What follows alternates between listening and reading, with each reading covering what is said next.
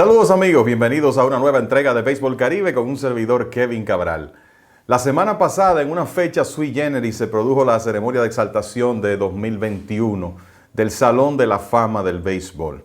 Y los hombres que debieron ser exaltados el año pasado, pero que no pudieron hacerlo porque al ser la ceremonia cancelada por la pandemia del COVID-19, finalmente tuvieron su día en Cooperstown. Además de que fue una fecha extraña porque el evento también se suspendió desde julio de 2021, que era la fecha original que se reprogramó por el deseo de que más personas estuvieran vacunadas en Estados Unidos.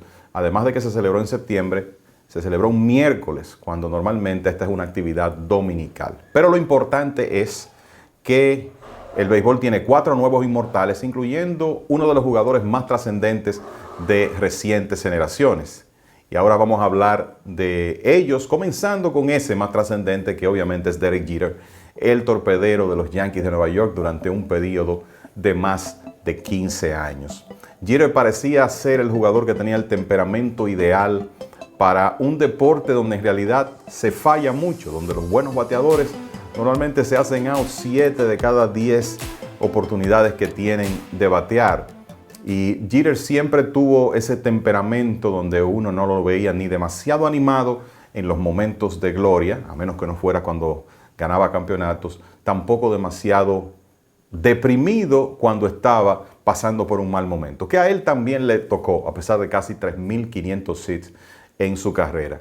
Derek Jeter fue un joven que vivió su juventud en el estado de Michigan, en la ciudad de Kalamazoo, obviamente donde el clima no es ideal para jugar béisbol, pero él pudo sobreponerse a eso, fue selección de primera ronda del equipo de los Yankees. Tuvo algunos dolores de crecimiento en ligas menores, sobre todo con su defensa, pero finalmente en 1995 llegó a Grandes Ligas en un momento en que el entonces incumbente de la posición 6 de los Yankees, Tony Fernández, estaba lastimado. Y ya para 1996, Jeter se estableció como el torpedero titular de los Yankees. Ese año ganó el premio de novato del año de la Liga Americana, batió 314 con cerca de 80 carreras impulsadas y fue pieza clave en la primera corona de los Yankees en 18 años. Y desde ahí, Derek Jeter, la realidad es que nunca miró atrás. Y las proyecciones que existían con él, de que iba a ser un jugador estelar de Grandes Ligas, se cumplieron y obviamente se sobrepasaron, considerando que logró alcanzar la inmortalidad. Su rol en esa última dinastía que hemos tenido en las Grandes Ligas, la de los Yankees en el periodo 1996-2001, podríamos decir hasta 2003, cuando regresaron a la Serie Mundial, su rol obviamente preponderante junto a compañeros claves como Mariano Rivera, Paul O'Neill, Tino Martínez, Bernie Williams y otros más. Y formar parte de esa generación le permitió a Jeter el raro honor, sobre todo en la época posterior a esas dinastías de los Yankees en los 30 y los 50, el raro honor de lograr 5 campeonatos, de ser campeón 5 veces.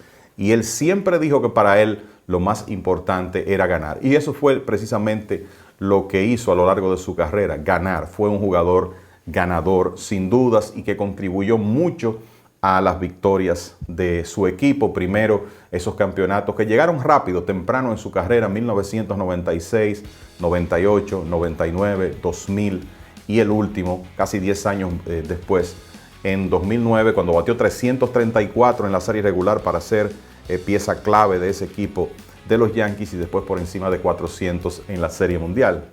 Paradójicamente, quizás los 2 momentos más icónicos de Jeter ocurrieron en un año donde los Yankees no ganaron, en el 2001.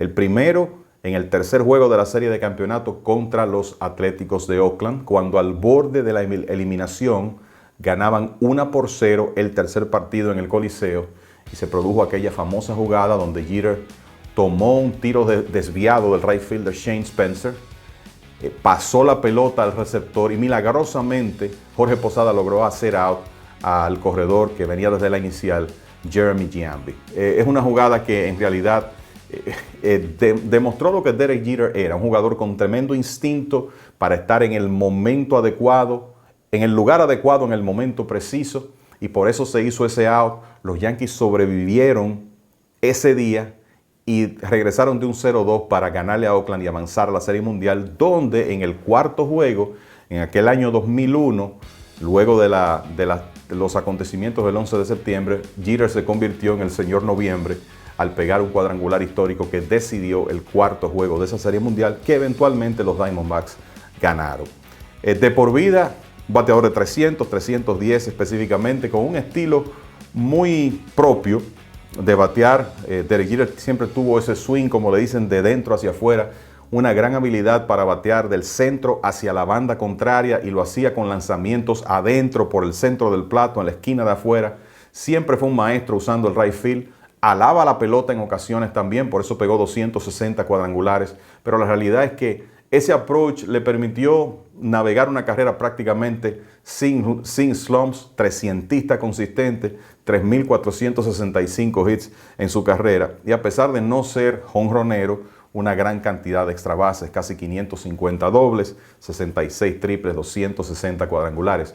Y uno de los datos interesantes de Jeter, bateó 310 en series regulares, con un slugging de 440, y fue prácticamente el mismo hombre en un largo historial en postemporada, bateando 308 con un slugging de 465, jugador más valioso de la Serie Mundial de 2000, la serie del Subway contra los Mets.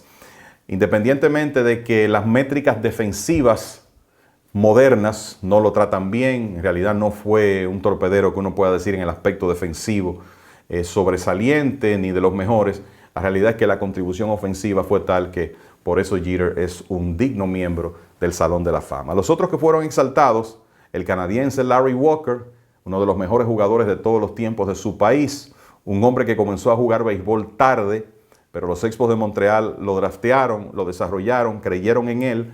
Ahí se convirtió en un estelar bajo la tutela de nuestro Felipe Rojas Alou, parte importante de ese famoso equipo de 1994 de los Expos de Montreal, que por la huelga de jugadores no pudo estar en los playoffs y quizás llegar a una serie mundial. Tristemente, ese equipo comenzó a desmembrarse después de la huelga, y de hecho 1994 fue la última temporada de Walker con los Expos. De ahí se fue a Colorado, donde tuvo unos años extraordinarios, afectado por lesiones, y precisamente por las lesiones y el hecho de que él no pudo acumular estadísticas, un volumen de estadísticas que quizá uno vincule más con miembros del Salón de la Fama. Por eso le tomó a Walker hasta su último año de elegibilidad para entrar al grupo de los inmortales. Pero los méritos son incuestionables. En Colorado ciertamente se benefició del aire fino, de lo mucho que se batea en esos estadios. Le tocó batear en Mile High Stadium en sus primeros años, y la realidad es que se benefició de eso, pero si usted revisa los números de Walker, siguió siendo un excelente bateador en la ruta.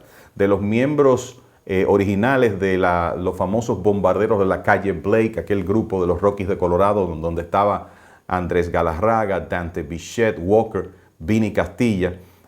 Y después de ahí, en su segundo año en Colorado, y para probar lo que decíamos de cómo él siguió siendo un buen bateador independientemente del escenario, pegó 49 cuadrangulares para encabezar la Liga Nacional, 29 de ellos fueron en la ruta, además de que batió 366. Se encontró con el maestro Tony Gwynn, que ese año batió 372 y no pudo ganar el título de bateo. Sin embargo, logró hacerlo en 3 de los próximos 4 años, bateando 363 en 1998, 379 en 1999 y 350 en el 2001. Esos años, esa producción en Colorado, se puede decir que fueron claves para que hoy Walker esté en el Salón de la Fama. Fue uno de esos hombres escasos de 300, 400, 500, promedio de 313, porcentaje de envasarse de 400, slugging de 565. Y por eso, a pesar de que no llegó a 2.200 hits ni a 400 cuadrangulares, remolcó 1.311 carreras, mucho menos que la mayoría de los inmortales de ofensiva. Por eso está en Cooperstown. Además, recordemos, excelente right fielder defensivo, ganador de 7 guantes de oro. El tercer jugador que entró vía uno de los comités de elección del Salón de la Fama, no por la Asociación de Escritores, fue Ted Simmons, uno de los catchers más ofensivos de su era. No era un dechado de virtudes a la defensa, Por eso, cuando entró a la boleta por primera vez, en el primer lustro de los 90, en el primer año recibió apenas un 3.5% de las votaciones de los periodistas y salió de la boleta. Y era un nombre prácticamente olvidado hasta que cayó en las manos del comité de elección ya de jugadores veteranos y ejecutivos.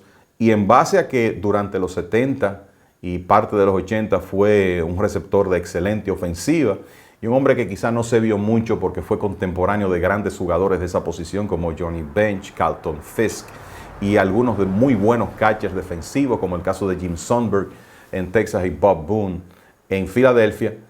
Por eso no recibió mucha atención, pero Simmons fue un bateador de 285 de por vida, casi 2.500 hits, 248 cuadrangulares, jugando una posición tan exigente. Múltiples veces estuvo en el Juego de Estrellas, bateaba las dos manos y bueno, pues finalmente recibió su reconocimiento. Aunque desde un punto de vista particular, si nos hubiera tocado votar por Simmons, probablemente lo dejábamos fuera de la boleta. El cuarto exaltado, Marvin Miller, el hombre que más ha beneficiado a los jugadores de béisbol, en realidad el hombre que puso a los jugadores a ganar millones de dólares con su trabajo desde el sindicato.